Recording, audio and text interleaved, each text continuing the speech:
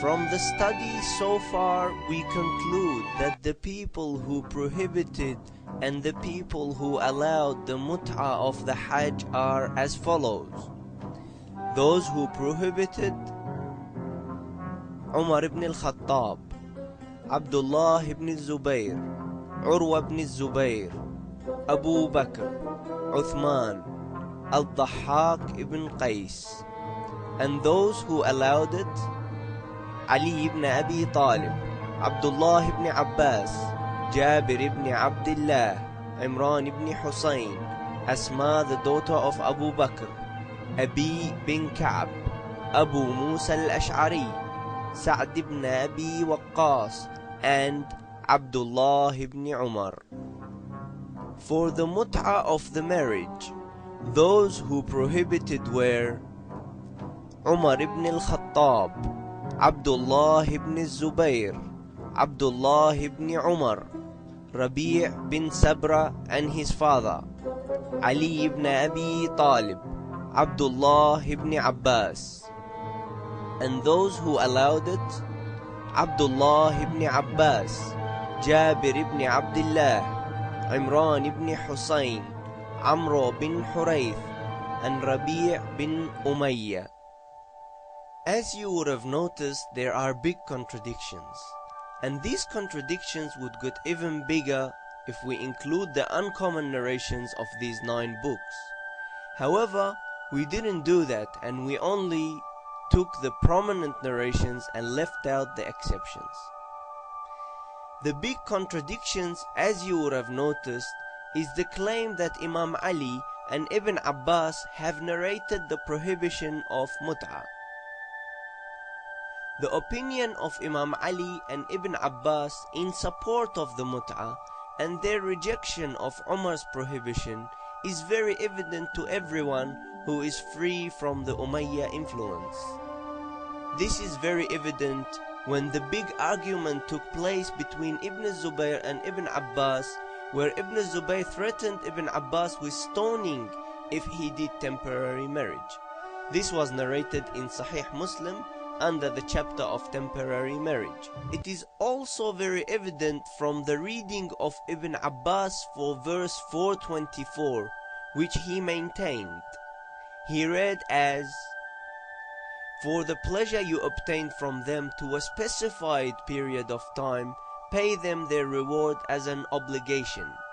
424. Tafsir al-Qurtubi. The prominent saying of Imam Ali that these Sahih books try to hide was mentioned in Tafsir al-Tabari, al-Nayshaburi, Fakhr al-Razi, Abi Hayyan, and Ad-Durr al-Manthur, that he said, "لولا أن عمر نهى عن المتعة ما زنى إلا شقي." Translation: if Umar did not prohibit mut'ah, then no one would commit zina except the very evil.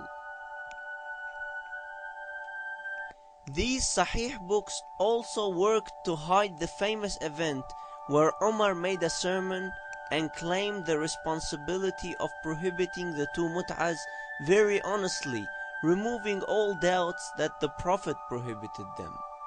In the sermon he said, "إنهما متعتان كانتا على عهد رسول الله وأنا أحرمهما وأنا أعاقب عليهما."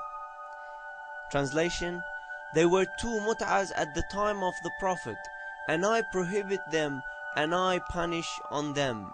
This was mentioned in Tafsir al-Razi, Sharh Ma'ani al-Athar, Sunan al-Bayhaqi, Bidayat al-Mujtahid. The closest you would find to this hadith in the 9 Sahih books is a version which omits the last part, where Umar says, "I forbid them and I punish on them."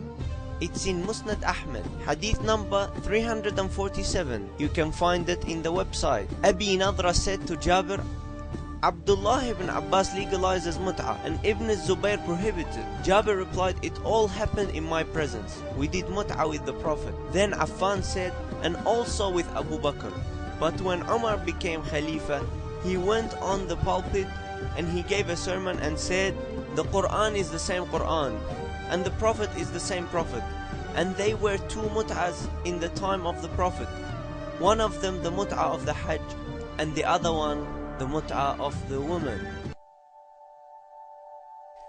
The narrations that claim the prohibition of Mutaa are not only conflicting in their contents and timing, but also in a direct conflict with the famous opinions of those who allegedly narrated them.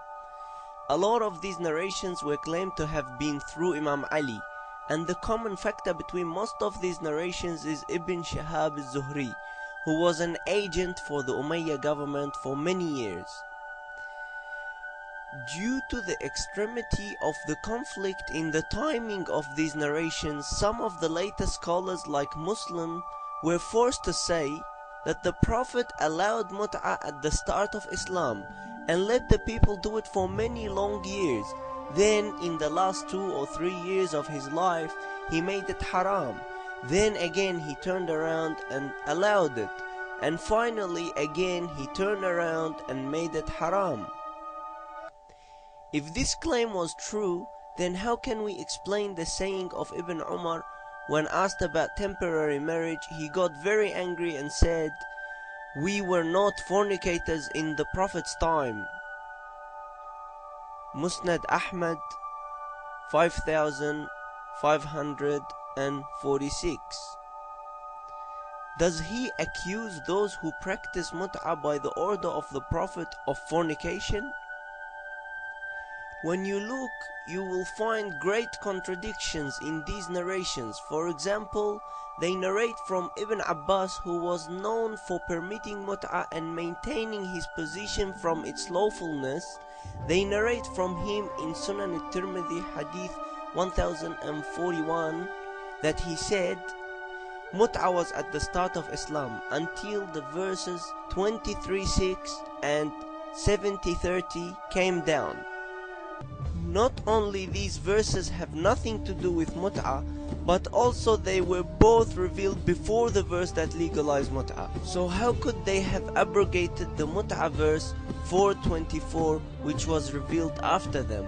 How could the earlier abrogate the later?